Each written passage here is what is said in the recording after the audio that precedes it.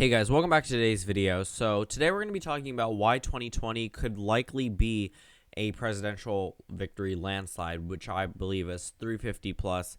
As for the case for the Republicans, since the electoral map is pretty much out of their favor at this point in time, that's pretty much just how it is. I mean, they're not going to carry states like Illinois, California, Oregon, Washington, but right now the Democrats have pretty much 182 electoral votes that will solidly go to them. So we're really never going to see a landslide with like 400 plus. But the Democrats obviously do have a better chance at a landslide just based off how their population is dispersed across the country.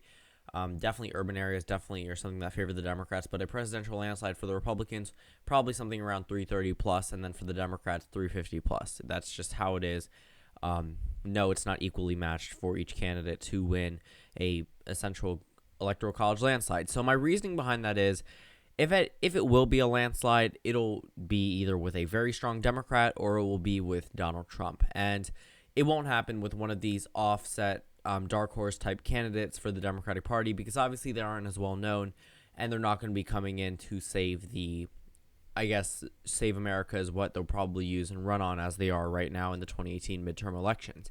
So first of all, if we see a Trump landslide, what would that mean? That means his approval rating is above 40%, actually above 45%, above 50% if anything. It needs to be at least above 50% for a Trump landslide, and he needs to solidify his base in the Rust Belt. Right now, he's currently losing a number of voters just based off his actions in Washington, D.C., but again, they're easily persuadable. These are independent voters, not Democratic voters we're talking about, meaning he can easily sway them back if he just does a couple rallies in Wisconsin and brings back and says he's bringing back jobs. I mean, if he does it or not, well, if he put it on the mainstream media, people will start to believe it. And just like they did in Wisconsin with the Trump administration, went on their thank you tour, said we brought 20,000 or 50,000 jobs back, or even as little as 1,000 for a small town. I mean, that's still a lot. And if Trump can do that with the Rust Belt, it's very likely that he could carry it yet again. And if he's able to do that in states like Minnesota and then go over to Nevada and Colorado and talk about issues that are important there,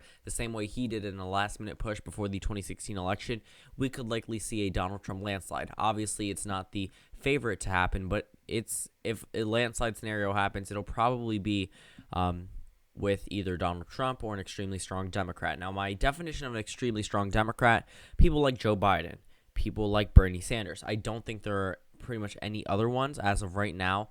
But actually, something that could be perceived as an unpopular opinion, but I really think that the Democratic Party at this moment, I think that they need a centrist progressive. Now, that just completely will baffle your mind just based off the fact that I said that, but just hear me out. I mean, they need someone who has Bernie Sanders type ideals but is willing to compromise. We can't have,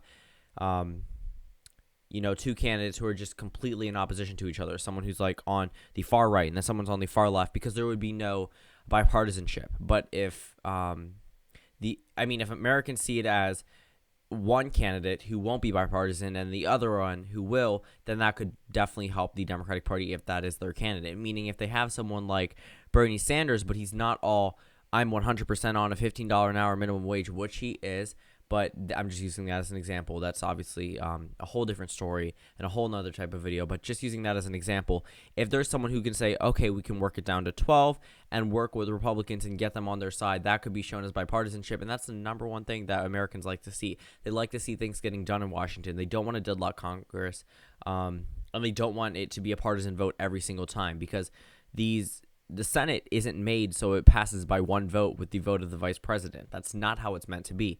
It's meant to be that both political parties get a say on these bills, regardless of how the majority turns out for either side.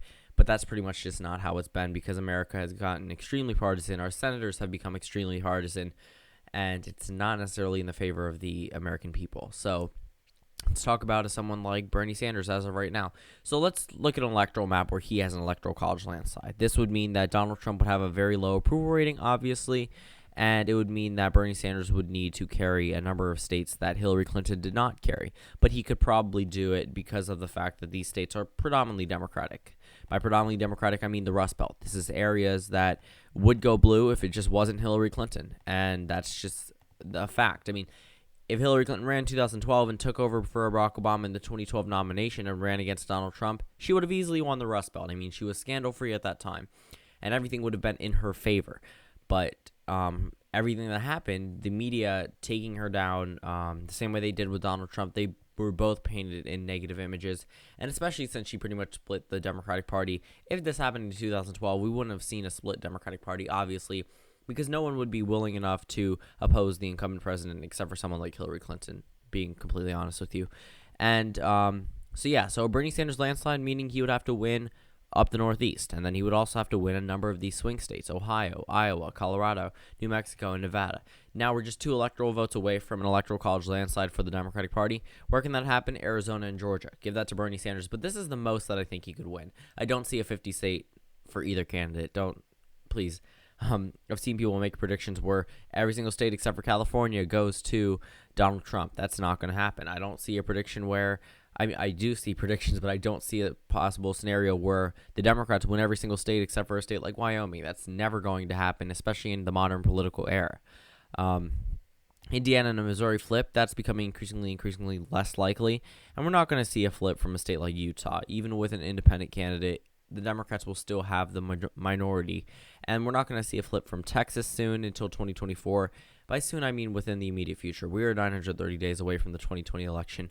Don't get started on 2024 just yet, but that'll be another video. I mean, I do 2024 election predictions all the time. Well, not all the time, but you understand. Alaska, that one's not going to flip anytime soon. Pretty much the Midwest, extremely partisan. Down in the South, extremely partisan. We're not going to see anything like that. So let's go back to the weakest Democratic candidate that I had picked out. So Tim Kaine. What can we see with a Republican landslide? Actually, you know what? We'll choose Nancy Pelosi and just put it as a Democratic title. Where can Donald Trump win? For an electoral college landslide for him, he would need to hold on to all the states he carried in 2016. If he's able to twist these voters into his favor again, the same way that political candidates do every election season, then he'd be fine. I mean, so essentially, he's at 306 electoral votes right now. Where can he expand his lead? A state like Minnesota. I mean, Rust Belt issues, something that he's been able to extremely capitalize on. Colorado, he could flip. Nevada, he could flip. New Hampshire, he could flip. Virginia, that one's becoming a little bit farther away. I mean, Virginia was more blue than Minnesota. Okay, Virginia was more blue than the Rust Belt. I mean, 8 years ago, you could never say Virginia's going to go blue before the Rust Belt does, because that just wasn't how it was. Virginia was a brand new blue state after Barack Obama, and that was pretty much a shocker to a number of people, and everyone thought it would flip back in 2012. It didn't, and then 2016 came around. Tim Kaine was the nominee, stayed blue. 2017 came around, state legislature, House of Delegates, and then the governor race. I mean, it's becoming a blue state. You know, Trump's probably not going to win against any Dem, except for maybe Nancy Pelosi, but even them doesn't put him at the margins where the Democrats have a electoral college landslide. If you really want to push it, you would give him Maine at large, putting him at 350, but to be honest, he's not going to win New Mexico, regardless of the Democratic candidate. New Mexico is not going red, and Virginia's probably not going red either.